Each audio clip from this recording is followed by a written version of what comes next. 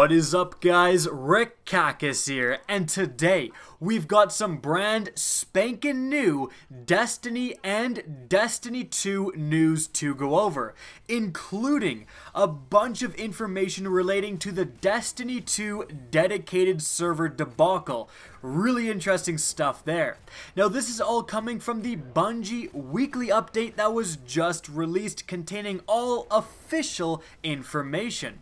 And so, let's get started. The first thing Bungie did was just kind of talk about the gameplay reveal, said that, of course, they were behind the scenes really nervous, really kind of hoping that we'll enjoy it, and it was a very, very interesting experience for all of them, and it certainly was for us. They also linked the entirety of the Destiny 2 gameplay premiere, and I'll link that in the description down below. On the Bungie YouTube channel, they've been coming out with sections of this premiere, like coming out with a specific section for guided games, a specific section for the worlds of Destiny 2. All of that was included in this gameplay premiere. So if you want to watch everything, again, that's linked in the description down below. Now, they then talked about, and I can't believe they just took this head on for this update, but this is going to be the main part of this video. They took full on the questions the community has been asking about dedicated servers in Destiny 2. Now, quickly, for those of you who may not be in the know, Destiny 2, it was said by Bungie that they will not have dedicated servers. And so this is obviously not a good thing. Dedicated servers are 100% of the time better than peer-to-peer in pretty much every, in every scenario. And dedicated servers give you a more reliable matchmaking experience because it's a server that Bungie themselves run instead of some random guy hosting the game.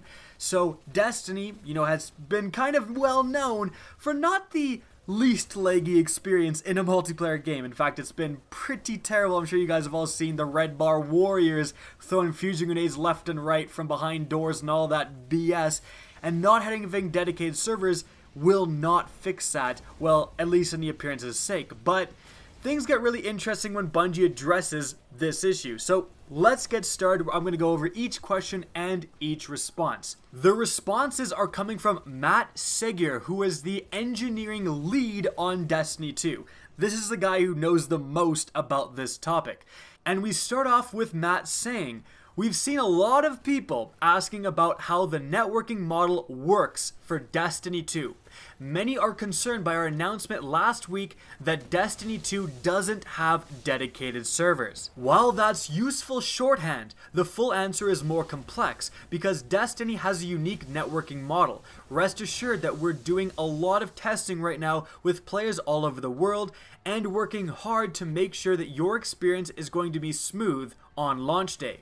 The question then is asked, so why no dedicated servers? Matt responds, "Every activity in Destiny 2 is hosted by one of our servers. That means that you will never again suffer a host migration during your raid attempt or trials match.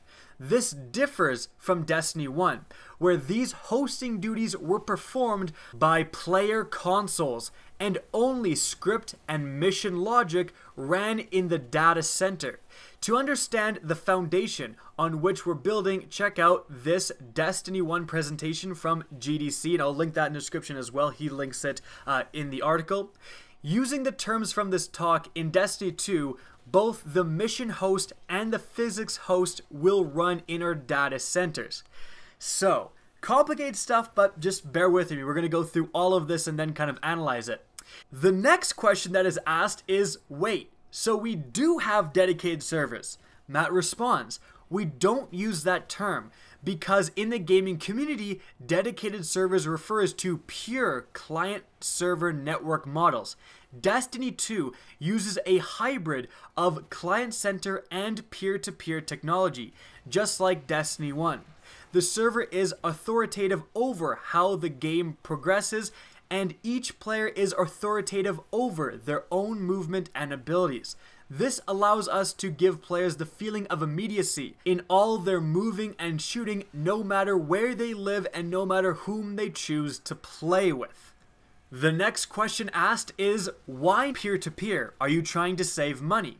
Matt responds, "Nope, we've invested heavily in the new server infrastructure for Destiny 2, including using cloud servers for gameplay for the first time. We really believe that this is the best model for all of Destiny 2's varied cooperative and competitive experiences. Engineering will always involve trade-offs and cost-benefit analysis, but as a team, we've got no regrets about the unique technology we've built for Destiny 2. The next question. With Destiny 2 coming out on PC, does peer-to-peer networking put players at a risk of being cheated? Which, guys, that is a huge issue for PC. PC is a lot easier to like mod and cheat and do all of that stuff, so you really want like an airtight connection and server-based model, so you don't want people just cheating the hell out of the experience. Matt responds, "The PC platform poses a unique security challenge for Destiny 2, but our security ninjas have spent several years building a plan for how to engage with this new and vibrant community. We have a variety of top secret strategies to ensure that the life of a cheater in Destiny 2 PC will be nasty, brutish, and short." Good to hear. And regardless of what platform you play on, all changes to your persistent character are communicated directly to our secure data center with no peer-to-peer interference. Then the question is asked, does this mean I'll never see a player warp around the map or shoot me through a wall again? Matt responds, "We think those controller throwing lag-induced moments will be reduced for Destiny 2, but we can't promise they'll be eliminated. Fundamentally, we are trying to strike a balance between three hard problems. Number 1, to make the game feel responsive. Number 2, make the game accessible to players all over the world. And number 3, make a game that's fair for all. We'll continue to refine and balance as players engage in the Crucible in Destiny 2. And the final question is, so what can we expect at launch? To which Matt responds, "We have a beta coming this summer that will be the first chance for players to get their hands on Destiny 2 and kick the tires on its networking. We have spent a bunch of time working on matchmaking, latency, and responsiveness, and we feel pretty good about it. As with everything we do, we'll be monitoring the situation after launch and reacting to the community's feedback." Now, Deej then asks the question, when is the beta? And he just says, sometime in the summer. They're narrowing down the release date right now. My guess, along with a lot of other people's guesses, is the 17th of July. Now, that's exactly when the multiple weeks of Daybreak modifiers start, and there seems to be some hints within the coding and stuff in Destiny 2. Like, during the gameplay premiere, the amount of currency that someone had was 171707 or July 17th, 2017. But right now that's no more than an educated guess. So, a lot we just talked about. I just thought I would read kind of all of that to you guys so you know exactly what was said.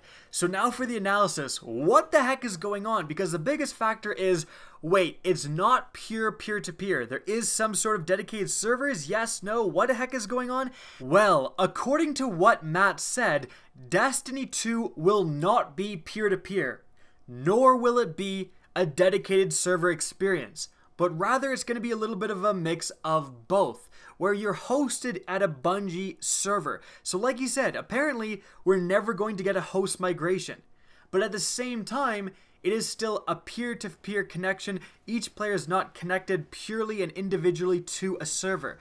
Now, frankly, that's kind of complicated to understand. And also, it's like, why didn't you just, if you already have servers, why aren't you going the pure dedicated server route? Because here's the thing. I think this is a little bit of finagling here, to be honest. Dedicated servers are the best. They are just the best. Dedicated servers for a gameplay experience and for lag-free experience, they are the best possible option you can have. This hybrid system is very unlikely unless they've somehow come up with something groundbreaking, which, we don't know yet, but it's very unlikely to be as good as a pure dedicated server experience. But at the same time, the good news that all of you should be taking away from this definitely is that Destiny 2's connection will be better than Destiny 1. Destiny 1 just had the pure peer-to-peer BS. Destiny 2 is at least making an attempt to hybridize the process, to have less lag and less, people flying around the map and doing ridiculous stuff. That should, according to what is being said here, happen a lot less in Destiny 2.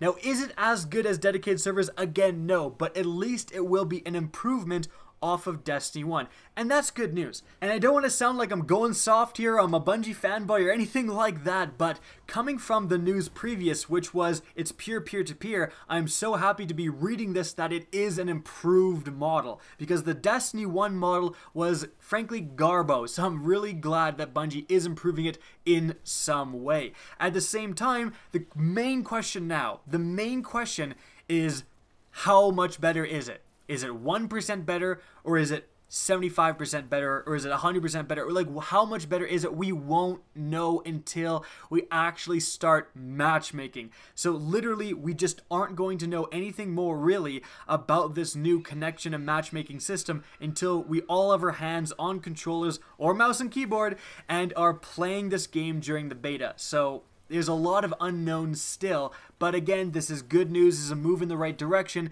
but it isn't fully, I think, what a lot of players wanted with dedicated servers. I also want to very quickly point out that I feel a little bit sorry for Bungie, because I'm sure the choice to go to dedicated servers wasn't necessarily Bungie's choice. I'm sure Activision had a huge hand in deciding the server architecture that goes up. If servers get built, it's not going to be Bungie building them, their studio. It's going to be Activision building the servers to start hosting actual dedicated servers on their games. And they've been avoiding dedicated servers, for Call of Duty for years. People keep asking, and they do these hybrid systems, or sometimes it's dedicated servers. They've never actually pulled the plug and just properly done dedicated servers.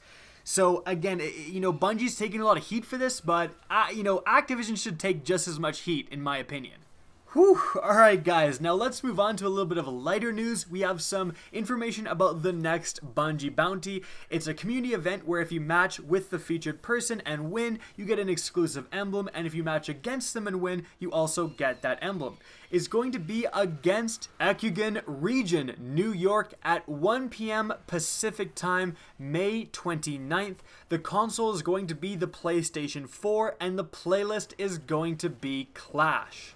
And the very last piece of news is Deej ends the article with saying, up next, see you at E3. So E3, Destiny 2 is definitely going to have a presence, and hopefully they will reveal some new stuff there as well. Guys, I hope you enjoyed the video. Some very complicated and technical stuff to talk about today, but definitely important for what's happening in Destiny 2. If you want to see more Destiny and Destiny 2 content, be sure to slap that subscribe button. If you guys want to get in touch with me and keep up to date with the latest channel activity, the best way is to follow me on Twitter at RickCacus. That's linked in the description down below, as is my Twitch channel, which you can also follow. Again, I hope you enjoyed the video, and as always, have a good day.